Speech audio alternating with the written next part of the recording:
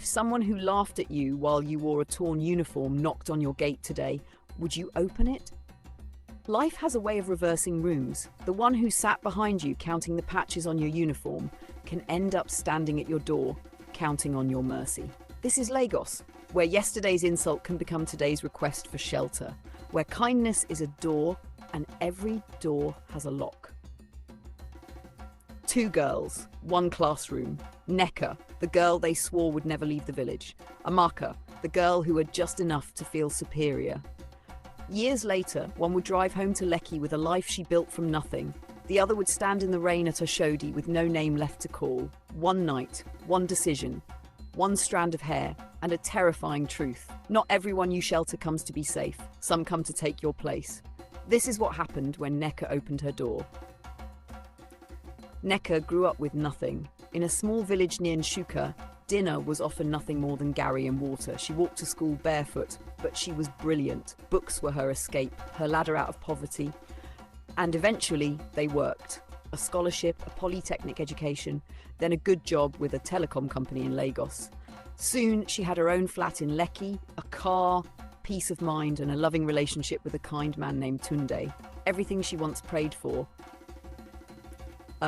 she finally had. Then one rainy evening while driving home from work, Nneka spotted a woman curled beneath the shelter of a closed shop in Oshodi. She slowed down, looked closer, and froze. It was Amaka, her old classmate. The same Amaka who mocked her torn uniform, the same Amaka who once told her she'd always be poor. Now she looked broken, thin, exhausted, forgotten, and completely alone. Without hesitation, Nneka unlocked the door. "Get in," she said. She brought Amaka home, gave her a guest room, new clothes, good food, comfort, even took her shopping.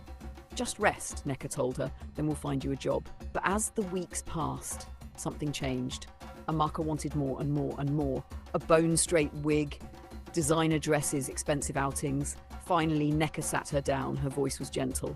"Amaka, I'll help you, but you need to work too. I'll connect you with HR. You have to stand on your own." Amaka nodded, but inside, bitterness was growing. "She thinks she's better than me now." Every act of kindness felt like humiliation. Every gift felt like pity, and slowly, jealousy became obsession. At night, while Nneka slept peacefully, Amaka lay awake staring into the darkness, imagining herself in Nneka's room, Nneka's life, Nneka's relationship, Nneka's future. Until one afternoon, she made a choice, a dangerous choice. Instead of visiting her aunt as she claimed, Amaka walked into a hidden compound behind the market. A place where burnt herbs filled the air.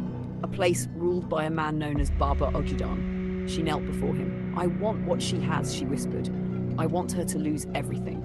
The old man nodded, then gave a simple instruction. "Bring me something that belongs to her."